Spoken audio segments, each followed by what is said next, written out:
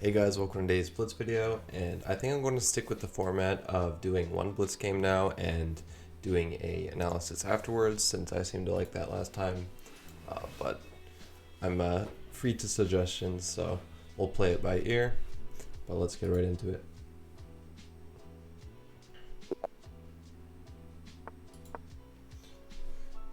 Nice, we got a black game. Dragon, probably. Accelerated dragon.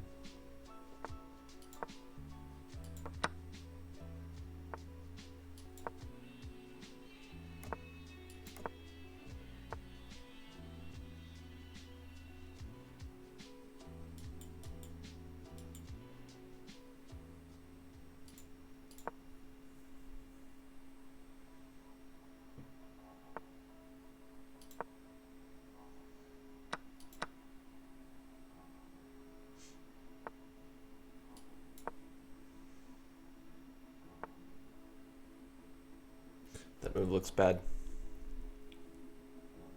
Can I just give a check and win a pawn? I think I can.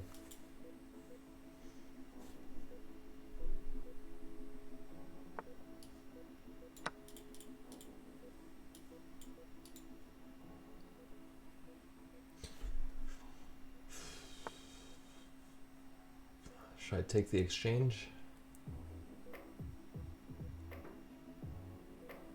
Yeah, I think we will.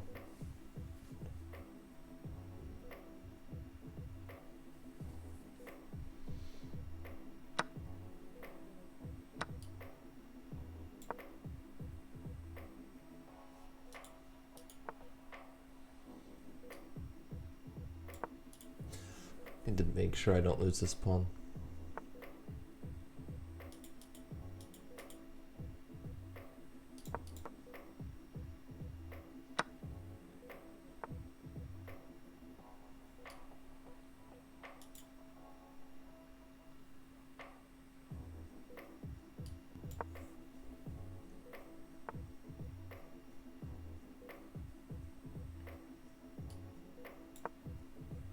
Didn't want this happening. This knight is kind of misplaced on d4, I think.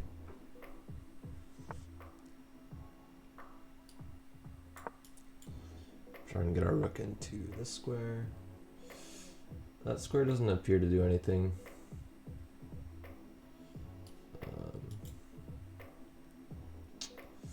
I don't really like how I've done this, actually. Okay, now we're just much better. I mean, these pawns are counteracting the bishop. Also, his pawns are kind of restricting himself. Interesting. Yeah, I saw that move, but I'm just going to go here, and now your bishop's even worse than before. Can also go for this idea.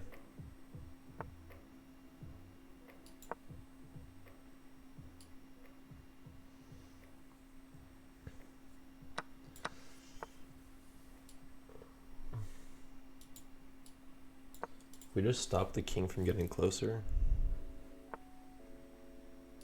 Okay, I mean, this is just easy now.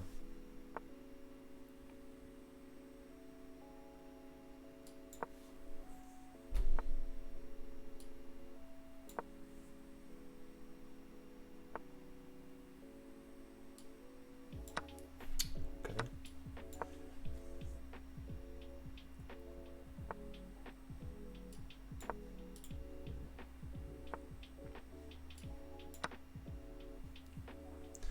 I mean, this should be a very clinical win, I think.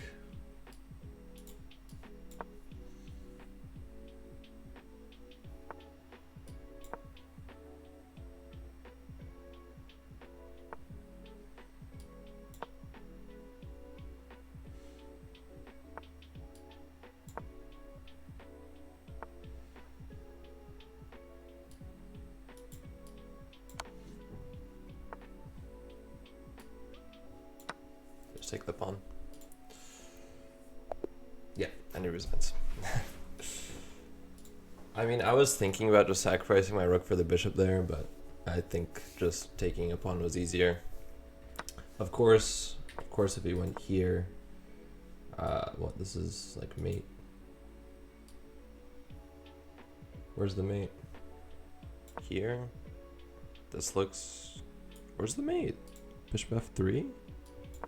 Bishop f3. Darn. I mean, the king is in like a trap though, so... Yeah. Anyway, it's time for the analysis. Nice. First 2 games in this format, I've won both. I think, yeah, I must have had the advantage. Yeah, I had the advantage the entire game. I mean, it just felt that way. So yeah. First I'm going to analyze, then I'm going to reveal the cap score and then the estimated rating that it gave me. Okay, so I'm just going to kind of glance through the theory since it's just memorized stuff, not really particularly my skill. Takes for the center, obviously try and play d5 maybe later on, which is what happened. Here, I was thinking d6 because d5 just loses a pawn, right? Yeah, d6 best move. Bishop here, I mean, if I get the dark squared bishop here, I just have a better position the entire game because the knight, and you'll see later on, like this literally just won me a full exchange later on. So after takes, obviously inaccurate. Bishop takes, obviously. After bishop here, I have this immediately, but I just wanted to play it safe. I mean, I still have an advantage here of -2, so it gets a miss, but I think it's just a principled way to play.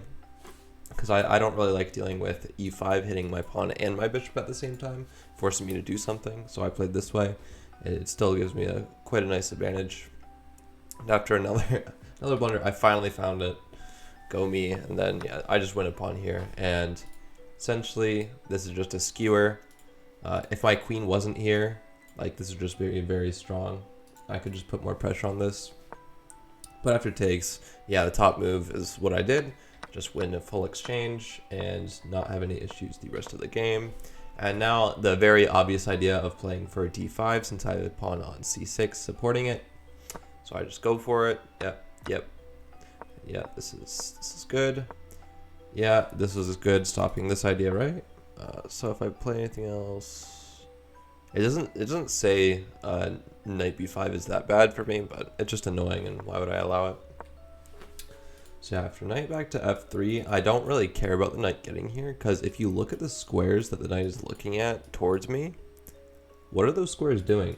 My rook controls this square, my bishop controls this square, and these pawns are protected. And the bishop's never going to be able to see this pawn, so I don't have to worry about the knight on e5 doing literally anything. So I kind of just continue and do my own thing. I transitioned here because I want my bishop on a more active diagonal, which is what happens. And knight takes e6 is the second move, g4 being the top, and king to f2 being the second. Oh, wait, the third, I mean. But yeah, I mean, obviously this is good for me. I'm up in exchange. My pawns are counteracting the bishop. So it's a very obviously better endgame for me, but it still takes a little bit of work since a bishop is still compensation for a rook. But yeah, I saw this move. If I take, I just lose. So there's that. Don't take. So that's why I didn't take. So I pushed because I'm like, okay, now this bishop looks even more dumb because now it's not looking at anything and it's literally staring at rocks. Like it's not doing a thing. If it goes here, useless. If it goes here, I just move my rook or take the pawn, which is what I end up doing later on. I just put this pawn and sacrifice it so I can just take this pawn because I think the c pawn is better than the a pawn. Which is this idea good? Yeah, I mean the computer agrees with my idea. Here, yeah, just trade. I'm gonna exchange. I have what? Am I up a pawn too? Yeah, I'm up a pawn. Yeah, I think this idea was the best for my opponent, but I don't really have to worry about it since as long as I don't let it get too far off the board, I don't really care. So it just pushes and I take because I still have an extra pawn buddy, like, and I have an exchange. So I'm always going to win this endgame as long as I don't blunder like a skewer or a fork. So yeah, rook at a2 just first of all, it's just good to put your rook on the second rank, and also I'm attacking a pawn, which is what you're supposed to do in the end game, and he just doesn't defend it, so I take it. Not much explanation there. So yeah, I just go rook back to a2 because I want to get as far away from these pieces as possible. It's just, I don't know, it's just like kind of a gut thing I do in that game with rooks. I just like to have them as far away as possible from all the commotion, especially if there's a knight on the board. Even better thing would have maybe been playing rook b2 since it's a dark square and he does have a light squared bishop, but whatever. Yep. And here I'm just like, okay, so essentially I'm either going to take the pawn and then I'm going to like somehow march these up. I don't really have to think too hard about how I'm going to push that right now since I'm just consolidating and I want to stay as flexible as possible right now. So yeah, I put my pawn all on the same rank so then I can choose which one I want to push next. Like I'm not committed to anything here. I just want to push whichever one I think is better after my opponent's next move. So after here, I'm like, okay, if I give a check, I force my pawn, is king either away or forward, which is 100% good for me. For example, if king e5, I'm like, okay, my opponent's like in a mating net, basically. If he doesn't play bishop f3 is the only move? Bishop f3 or bishop to d3? Bishop d3? Protecting the square. So yeah, if he doesn't protect this square, it's literally mate. That's what I was talking about after the game. Like my opponent's basically checkmated. Because if you look at it, the opponent's in stalemate right now. I cover this square. You can't go to these squares because this pawn's protected and this pawn protects this one. King covers these two squares and the pawn covers this square. And the rook covers these back three squares. So the king cannot move anywhere. You have to be kind of aware of stalemates here, but I took the pawn, so I didn't really have to deal with it. I think... yeah, just king e5 would have just been a bit anti-human because you're kind of putting your king in a very vulnerable spot. So yeah, I mean, I just took the pawn because, look, my opponent has one pawn and I have a rook against a bishop. So ultimately what I can just do is just sacrifice the rook for the bishop. And I have 4 pawns against 1, which is 100% winning in all cases. As long as I don't stalemate my opponent, I'm just going to win. So that's why my opponent resigned. Yeah. So nice, we got a nice win in the Accelerated Dragon. The cap score, let's see. Alright, cap score for my opponent was 76.3% accurate, and the cap score for me was 85.6. I had 1 miss and 1 inaccuracy. Nice, pretty good. And for the estimated rating, my opponent got 1850, pretty respectable. I mean, that's his rating. He's about 1850, and I got a rating of 2150, which feels nice. My peak is 2000 though, so it's a little bit off. But yeah, that rating is nice to see. Which basically it just means I'm like just played better than my opponent. Opening accuracy 98.5, which makes sense. I basically had it all memorized. And then the middle game was 81.1, which is nice. It gave me like the best symbol. And my opponent had a 68.8 accuracy in the middle game. Yeah, so that was a nice game. Nice win. Pretty accurate. Played pretty clinically, I think. But yeah, thanks for watching today's video. Don't forget to like the video and subscribe.